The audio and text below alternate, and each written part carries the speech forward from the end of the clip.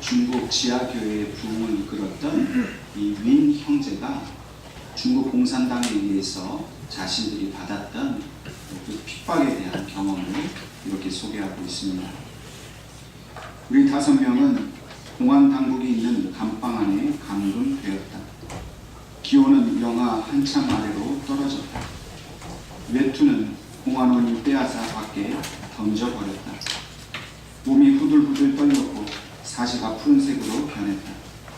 정신이 가물가물해지는데 부어오른 손목에는 싸늘한 수갑이 채워져 있었다. 그 손으로 감방 문과 쇠창살을 두드렸다. 주위를 둘러보니 방구석에 부서진 나무 괴짝이 있었다. 그 안에 낡은 북 하나가 들어있었다. 나는 수갑으로 그 북을 두드리며 요란한 소리를 냈다. 그리고 시편 150편으로 목척껏 찬양했다. 지금도 중국에서는 이러한 윈 형제와 같이 수많은 지하교회 지도자들을 핍박당하고 또 잡혀가고 있는 그런 실정입니다. 최근에는 이 중국 내에 있는 선교사들에게 24시간 내에 중국을 떠나라, 그렇게 중국 공산당이 명령을 했습니다. 선교사님들은 아무것도 챙기지 못하고 그저 몸만 빠져나오고 있는 그런 실정이 바로 중국의 현실입니다. 이렇게 중국 공산당이 작심을 하고 기독교를 핍박하고 있지만은 그들이 막을 수 없는 일이 있습니다. 그것은 바로 하나님을 찬양하는 일입니다.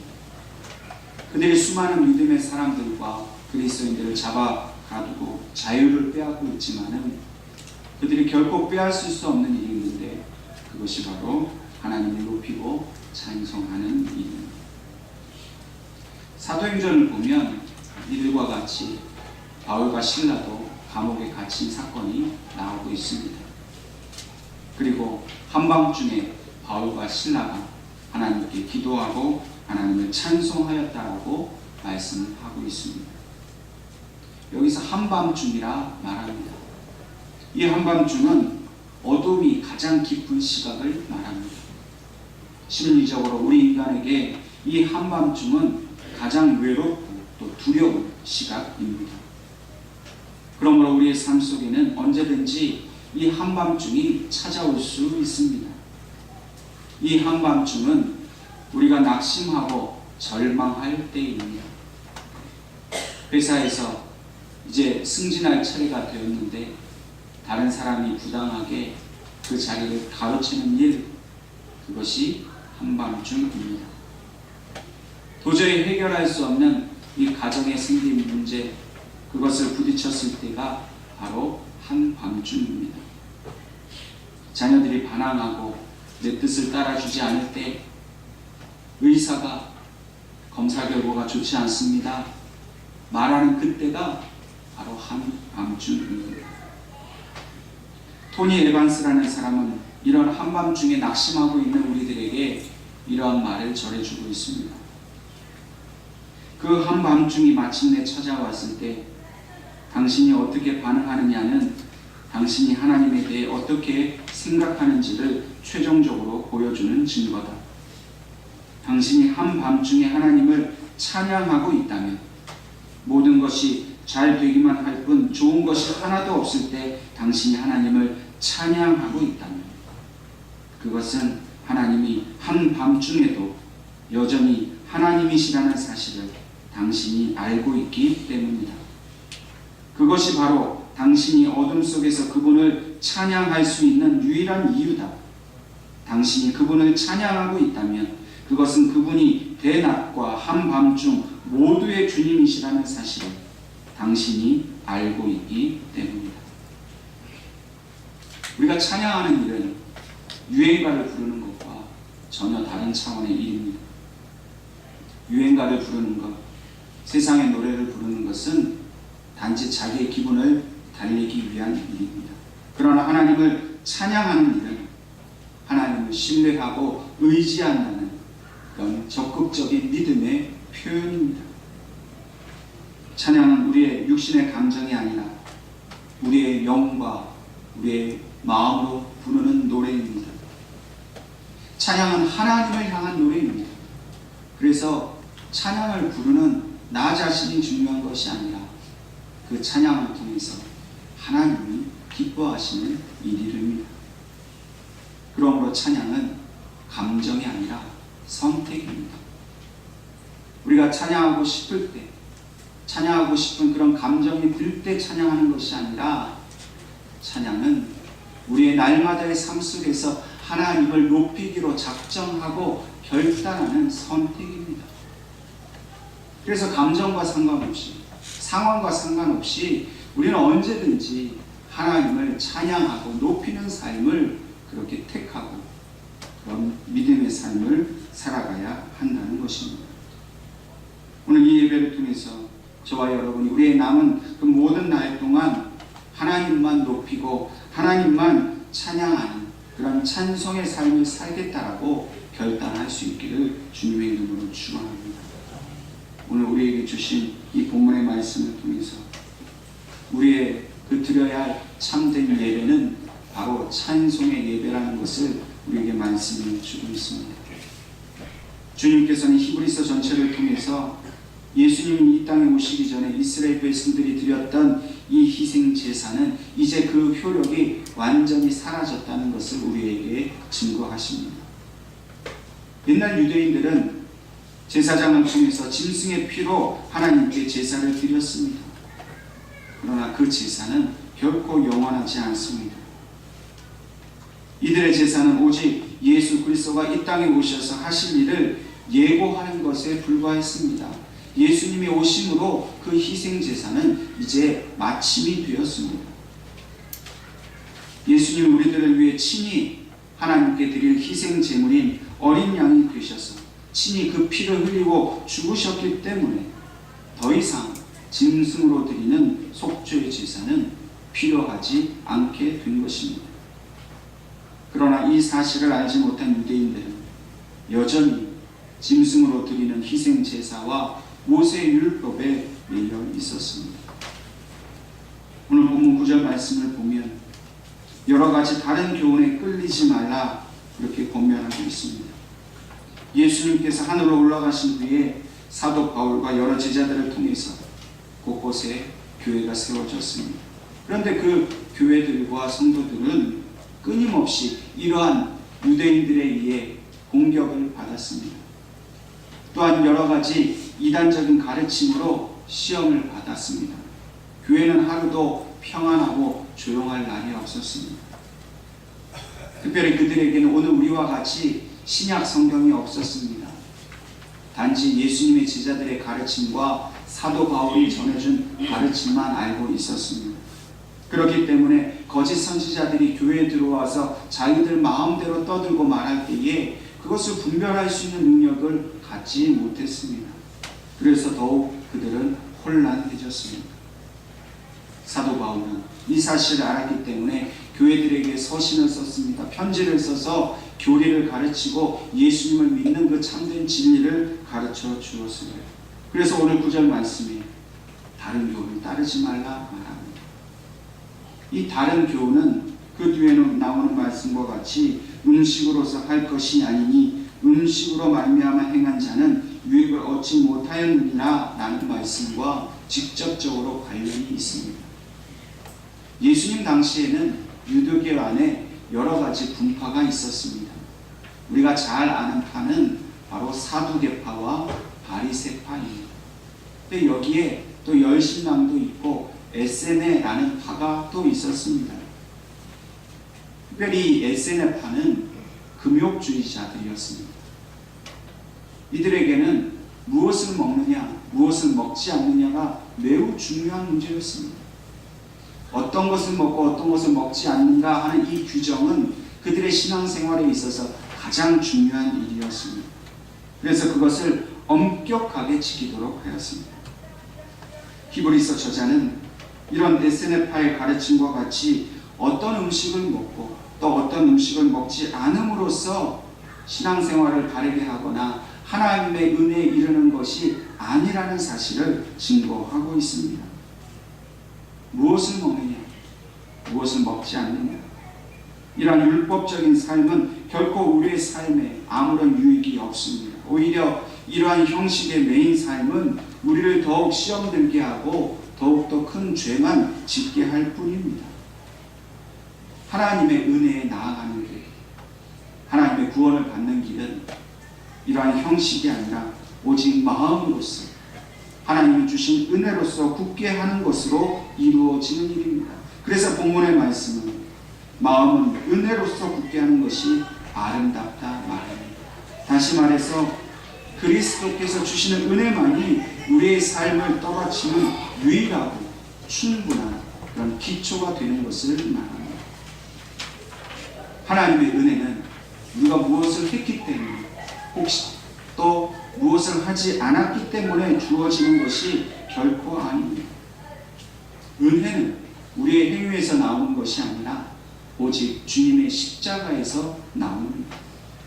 하나님의 은혜를 사모할 때에 우리의 행위로서 얻게 되는 것이 아니라 하나님의 전적인 그 십자가에서 주시는 능력으로 우리가 은혜를 얻게 된다는 사실을 우리는 항상 기억해야 합니다.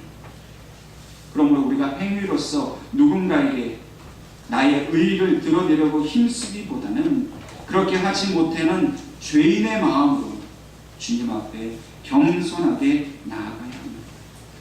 그것이야말로 하나님께서 정말로 기뻐하시는 믿음의 삶입니다. 자랑하는 것은 결코 하나님이 기뻐하시지 않습니다. 오히려 자기의 부족함을 인정하고 자기의 연약함을 고백하는 것이 하나님이 더욱 기뻐하시는 일입니다.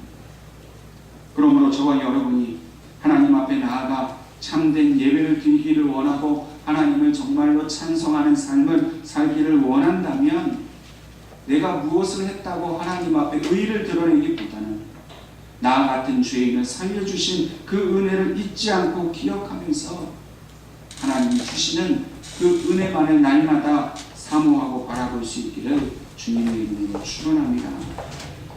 본문 10절 이하에 유대인들이 하나님 앞에 제사를 드리는 어떤 그런 규정들과 또 예수님의 죽음을 비교해서 우리에게 말씀해 주고 있습니다. 10절에 우리에게 제단이 있다고 말합니다. 그런데 이 제단은 율법에 의해서 세운 제단이 아니라 예수님이 우리를 위하여 친히 제물이 되셔서 죽으신 그 제단을 말합니다. 제사장들은 그 피는 성소에 가지고 들어가서 하나님 앞에 드립니다. 그러나 그 짐승의 고기는 영문 밖에서 불태웠습니다. 이것은 율법으로 정한 일이었기 때문에 제사장들은 철저하게 이 율법을 지키려고 하였습니다. 그런데 이 규정은 오직 예수님의 죽음을 예고하기 위해 만드신 일입니다. 그런데 제사장들은 이러한 규정을 이용해서 자신들의 정욕을 채웠습니다. 악용했습니다. 그 백성들이 속죄함을 받기 위해 가지고 나온 제물을 이용해서 자신들의 부를 축적하였습니다. 이렇게 부정하고 이렇게 불의한 이 제사가 아니라 이제는 예수님께서 자기의 피로써 우리들을 거룩하게 만드셨고 또 철저하게 버림당한 어린 양이 되셨습니다. 그 몸을 찢어서 불태우심으로 하나님 앞에 완전히 자신을 드렸습니다. 예수님이 그렇게 하신 것에는 결코 사심이나 불의한 것이 없었습니다. 인간 제사장은 제사를 드리는 일을 통해서 자기의 정욕을 채웠고 결국 하나님 앞에서 망하게 되었지만 예수님은 우리에게 아무런 대가를 요구하지 않으셨습니다. 지금도 우리에게 그 십자가의 죽음에 대한 대가를 요구하지 않으십니다. 내가 너를 위해서 죽었는데 너는 나에게 무엇을 바치겠느냐? 결코 물어보지 않으십니다. 오히려 예수님은 우리를 위하여 죽으신 그 자체를 기뻐하셨습니다.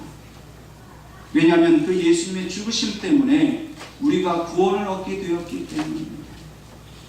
우리가 예수님 믿고 그 십자가의 은혜로 죄가 씻음 받아서 의인이 된 것 그 자체를 예수님은 기뻐하셨고 그것을 예수님은 보상으로 받으신 겁니다.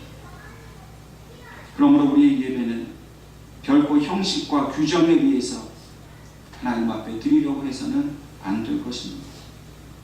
오직 은혜를 사모하는 마음으로 예배를 드려야 합니다. 자신을 낮추는 그 겸손함으로 예배를 드려야 합니다. 시편 기자는 하나님 앞에 상한 마음으로, 통회하는 마음으로 예배를 드려야 한다고 말합니다. 교만하고 스스로를 의롭게 여기는 마음으로는 결코 하나님을 예배할 수 없습니다. 하나님은 그런 사람의 예배를 결코 받지 않으십니다.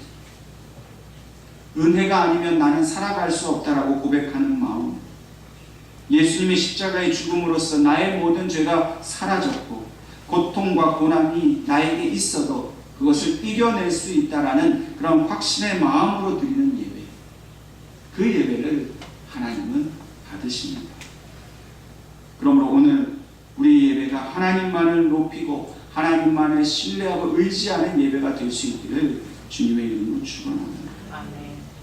그러므로 우리는 13절의 말씀처럼 그런즉 우리도 그의 치욕을 짊어지고 영문 밖으로 그에게 나아가자라는 이 말씀대로 믿음의 길을 가야 할 것입니다. 우리는 하나님 앞에 나아갈 때에 다른 어떤 것으로 감추거나 포장할 필요가 없습니다. 우리가 죄인인 그 모습 그대로, 더럽고 흉악한 모습 그대로 주님 앞에 나아가야 합니다. 결코 부끄러워할 필요가 없습니다. 미안해할 필요가 없습니다. 주님은 우리의 있는 그대로의 그 더럽고 흉악한 모습 그대로를 사랑하십니다. 주님은 우리가 죄인이었을 때 우리를 사랑하셨지 우리가 결코 의로울 때 사랑하지 않으셨습니다. 우리가 깨끗한 옷을 입고 또 거룩한 말을 하고 의로운 행동을 하면서 교회에 나왔다고 하나님이 그 예배를 받으시는 것이 아닙니다. 주님께서 우리를 위하여 그 부끄러움과 치욕을 당하신 것처럼 우리도 남들 보기에 부끄러운 그 모습 그대로를 가지고 하나님 앞에 나와 예배를 드려야 한다는 것입니다. 우리가 흔히 어떤 영화나 또 성화를 보면 예수님께서 십자가에 달리신 장면을 보게 됩니다. 그때 예수님이 무엇을 입고 계십니까? 성경에 보면 주님께서 그 옷을 다 벗김 당했다 말합니다. 근데 가만히 그 장면을 보면 예수님이 다른 옷은 다 벗으셨는데 속옷은 입고 계시는 것을 우리는 보게 됩니다. 근데 이것은 성경의 사실과 다릅니다. 그것은 차마 예수님의 그 마지막 모습을 다 보여줄 수 없어 작가가 그렇게 속옷을 입힌 것이지, 실제로 성경적으로 보면 예수님은 그 속옷마저도 다 벗김을 당하셔서 완전한 수치와 부끄러움 앞에, 사람들 앞에 그렇게 서셨다는 겁니다. 여러분 한번 생각해 보십시오. 만약 내가 그렇게 사람들 앞에서 속옷도 걸치지 못한 채 완전하게 발가벗겨져서 그렇게 십자가에 달려있다고 하면 차라리 그것이 죽는 것이 낫지, 그 부끄러움을 우리가 어떻게 견딜 수 있겠습니까? 그런데 예수님이 그 수치와 부끄러움을 참으셨다는 겁니다. 무엇 때문에 그렇게 하셨습니까? 오직 나 하나를 살리시겠다라는 그 마음 때문에, 그 사랑 때문에 하나님의 아들이 그 모든 것을 벗김당하는 그 수치와 모욕을 견디시면서 그 십자가의 죽음을 당하셨다는 겁니다. 그렇다면 오늘 우리도 예수님처럼 세상 사람들의 그 손가락질과 같은 수치와 모욕을 참을 수 있어야 합니다. 그 치욕을 가지고 주님 앞에 나아갈 수 있어야 합니다. 나아가기만 하면 주님께서 우리의 죄와 수치를 다 용서해 주시고 그것을 다 갚아 주십니다. 우리에게 손가락질하고 비난하고 우리를 부끄럽게 만들었던 원수와 악한 것들을 다 멸해 주신다는 겁니다. 그리고 주님과 함께 다시는 수치가 없고 다시는 부끄러움이 없고 죄와 사망이 없는 영원한 아버지 집으로 우리를 인도해 주십니다. 그렇기 때문에 우리는 이 잠시 잠깐의 치욕을 가지고 주님 앞에 나아가야 합니다. 영문 밖으로 나아가야 합니다. 특별히 이 영문 밖으로 나아간다는 말은 우리의 위성적인 신앙생활에서 벗어난다는 것을 말합니다. 우리는 하나님 앞에 나아갈 때 이런 위선의 것을 다 벗어버리고 나아가야 합니다. 특별히 우리는 어린아이처럼 부모된 하나님 앞에 나아가야 합니다. 어린아이는 부모 앞에서 결코 부끄러워하지 않습니다. 어린아이가 옷을 벗고 있어도 또 유치한 일을 해도 어떤 그런 흉악한 일을 해도 결코 부모는 그 어린 자녀를 나무라거나 책망하지 않습니다. 다 받아줍니다. 우리가 하나님 앞에서 감출 수 있는 일은 아무것도 없습니다. 하나님은 다 알고 계십니다. 우리가 겉으로는 괜찮은 척, 멋진 척을 해도 우리 속에 그 썩어져 있는 죄와 부끄러운 모습을 하나님은 다 알고 계십니다. 그런데 하나님은 우리가 정직하게 그 부끄러운 모습을 하나님 앞에 보여드리면서 나아가는 것을 오히려 기뻐하십니다. 그렇기 때문에 우리는 이 위선의 삶을 깨치고 영문 밖으로 나아가야 하는 것입니다. 우리는 이 땅에 영원히 머물지 않습니다. 우리가 영원히 머물 곳은 바로 하나님 아버지의 집입니다. 우리의 몸도 우리의 가진 것도 영원한 것은 아무것도 없습니다. 그래서 그것을 자랑할 필요도 없고 거기에 마음을 두고 살 필요도 없습니다. 우리는 이 땅 위에서 없어질 것을 바라보는 것이 아니라 저 하늘나라에 예비되어 있는 영원한 것을 바라보고 살아가는 사람들입니다. 결코 그곳에는 남을 의식할 필요도 없습니다. 율법적인 삶을 살 필요가 없습니다. 무엇을 지키려고 애쓸 필요도 없습니다.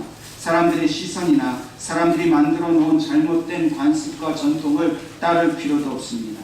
뿐만 아니라 우리에게 닥친 시험이나 고난이나 고통도 전혀 없는 것입니다. 우리가 영문 밖으로 주님 앞에 나아가기만 하면 우리는 그곳에서 오직 은혜와 평강과 기쁨과 자유를 누릴 뿐입니다. 하나님의 나라에는 결코 아픔과 슬픔과 죽음이 없습니다. 그래서 우리가 그날을 위해서 준비해야 합니다. 그날을 위해서 우리가 준비해야 할 삶은 무엇입니까? 그것은 바로 오직 이 땅 위에서 우리를 지으시고 우리에게 아들의 생명을 주신 하나님을 찬송하는 일입니다. 은혜를 사모하는 마음으로, 그리스도를 사랑하는 마음으로, 그래서 형식이 아니라 진정한 마음으로 영적인 예배를 드리는 것, 그것을 하나님은 바라고 계십니다. 우리는 온전히 날마다 하나님 앞에 예배를 드리며 그 예배 가운데 하나님을 높이고 찬송하는 삶을 살아야 합니다. 그것이 바로 천국을 소망하는 자의 참된 예배입니다. 우리는 이 땅 위에서 오직 예수님을 통해서 찬송의 제사를 하나님 앞에 드려야 합니다. 우리는 사순절 기간을 맞이하여서 주님께서 나 같은 죄인을 위하여 죽어주신 그 죽음을 함께 애통해하며 그 고난 가운데 우리는 함께 시간을 보냅니다. 하나님은 그것을 기뻐하십니다. 그런데 우리가 항상 그 애통에만 머물러 있어서는 안 됩니다. 하나님께서 아들을 주셔서 우리를 위한 희생 제물을 삼으신 것은 우리에게 오직 구원을 주신 하나님을 찬송하게 하시려는 것입니다. 그러므로 우리의 애통은 잠시뿐입니다. 예수님도 그 애통과 고통 속에서 사흘 동안 무덤에 계셨습니다. 그러나 영원히 무덤에 계시지 않고 사흘 만에 일어나셔서 죽음의 권세를 이기시고 영광 가운데에 사람들 앞에 나타나셨습니다. 우리가 죄로 인해서 세상이 주는 시험과 고난을 통해서 고통을 당하지만은 그것은 잠시뿐입니다. 사흘만 기다리십시오. 그러면 우리가 예수님과 함께 다시 살아나게 될 것입니다. 하나님이 그 아들 예수님을 우리에게 내어주신 이유는 우리가 오직 하나님을 찬송하게 하시려는 것입니다. 그러므로 본문의 말씀은 찬송은 예수님의 이름을 증언하는 입술의 열매라고 말씀하고 있습니다. 예수님을 정말 나의 삶의 주인으로 모시는 삶은 항상 그 찬송이 입에서 떠나지 않는 삶입니다.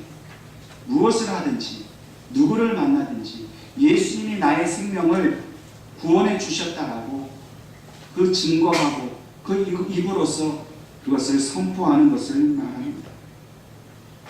찬송은 단지 찬송가의 곡절을 입술로 흥얼거리는 것만을 말하는 것이 아닙니다. 물론 찬송가를 잘 부르는 건 너무나 중요합니다. 여러분들의 삶 속에서 언제든지 찬송을 틀어놓고 그 찬송을 따라 부르고 그 찬송의 고백대로 하나님 앞에 기도하는 것을 하나님은 기뻐하시고 좋아하십니다. 그러나 단지 찬송가의 곡절만 따라 부르고 마음으로 하나님 앞에 찬양하지 않는다면 그것은 무의미할 뿐입니다. 찬송은 우리의 모든 말에 하나님이 우리의 삶을 인도하셨다라는 것을 인정하고 증거하는 것을 말합니다.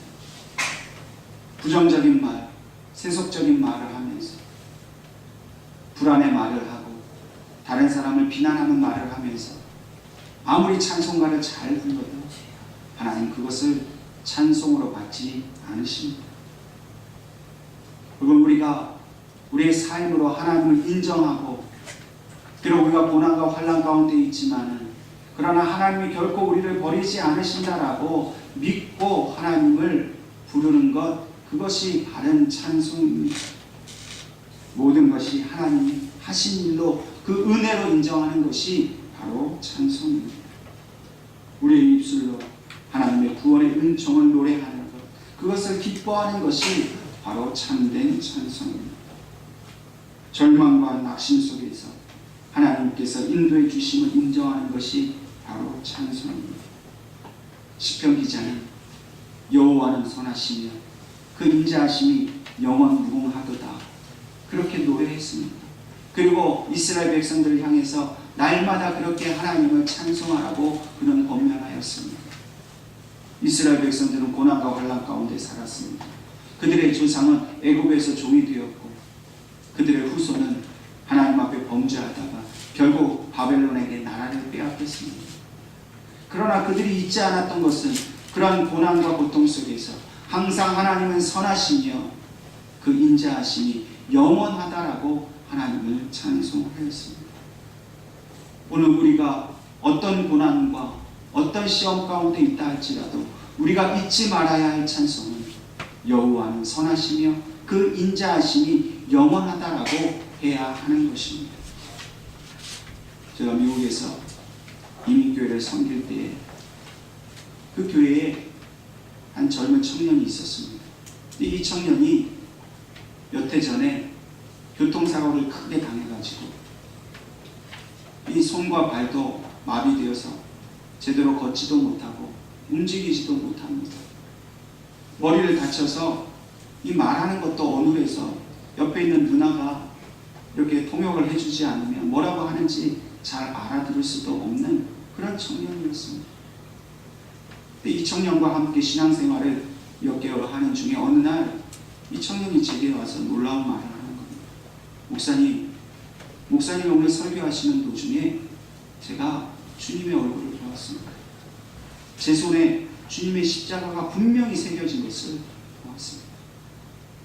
그럼 이 간증도 놀라운데 더 놀라운 것은 이 청년이 평소에는 아무 말도 하지를 못하는데 찬송을 부를 때 갑자기 그 혀가 풀린 겁니다. 찬송을 부르는데 정확하게 그 가사를 또박또박하게 찬송을 부르는 겁니다. 근데 그 찬송이 끝나고 다시 내려와서 사람들과 대화할 때는 또 바르게 말을 못하는 거예요. 이것을 경험한 청년이 그 이민교회를 다니면서 하나님을 찬양하고 반성했습니다. 찬송가만 나오면, 찬송을 부르려고만 하면 말이 또박또박 바르게 나옵니다. 이 간증을 듣고 이 찬양을 들은 많은 이민교회 교인들이 은혜를 얻었습니다. 아무리 장애를 얻고 큰 사고를 당해서 절망 가운데 있다 할지라도 찬송을 부르려고 할 때 그 입술로 온전히 하나님을 찬양하게 하시는 그 놀라운 일을 통해서 그 찬양을 듣는 모든 사람들이 하나님을 높이고 찬양했습니다. 여러분, 오늘 저와 여러분이 어떤 고난과 환난 가운데 있습니까? 어떤 장애가 있습니까?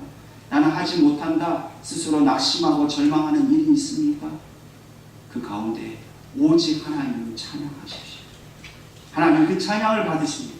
그것을 기뻐하십니다. 뭐 잘돼서 하나님을 찬양하는 것도 받으시겠지만 잘못되고 실패하고 아프고 괴롭고 죽고 싶을 만큼 고통스러운 그 순간에 그럼에도 불구하고 하나님은 선하십니다. 하나님의 인자하심은 영원하십니다라고 하나님을 인정하여 높이며 찬양할 때에 하나님께서 그 묶이고 마비된 모든 것을 풀어주시며 그 찬송을 기쁘게 받아주실 것을 믿으시기를 바랍니다. 오늘 본문 마지막 말씀은 오직 선을 행함과 서로 나누어 주기를 잊지 말라. 하나님 이 같은 제사를 기뻐하십니다. 여러분 우리가 하나님께 찬송할 수 있는 이런 은혜를 얻었다면 그 은혜를 나누어 주어야 합니다. 나만 은혜 받고 나만 찬송하고 나만 잘됐다라고 기뻐할 것이 아니라 내가 그렇게 은혜를 받았으면 선을 행하고 나누어 주는 것을 잊지 않아야 합니다. 그것이 바로 하나님이 바라시는 진정한 제사입니다. 나를 통해서 아직도 믿지 않는 나의 가족이, 나를 통해서 나의 이웃과 내가 더불어 살아가고 있는 이 땅의 백성들이 하나님을 함께 높이게 되는 그 하나님께 주님의 사랑을 전하게 되는 일을 하나님은 무엇보다도 기쁨의 예배로 받으신다는 겁니다. 그러므로 여러분들 삶 속에서 늘 찬송하십시오. 찬송가도 많이 부르십시오. 그리고 그 찬송에 합당한 말과 행동을 하십시오. 그래서 예수 안 믿는 사람들이 우리를 보았을 때 아니 저 사람은 뭐가 저렇게 좋아서 저렇게 어려움 중에도 하나님을 찬양하고 긍정적인 말을 하고 축복의 말을 하고 기쁨의 말을 하고 남을 비난하거나 아프게 하는 말이 하지 않는가. 그것이 궁금해서 우리를 통해 찾아왔다가 하나님을 만나게 되는 그런 역사를 우리가 경험할 수 있어야 한다는 것입니다. 하나님 앞에 찬양의 예배를 드리십시오. 찬송의 삶을 드리십시오. 그리고 그것을 이웃과 나눌 때 하나님께서 영원토록 우리와 함께 하시니 우리를 통해 큰 영광을 받아주실 것을 주님의 이름으로 축원합니다. 아멘.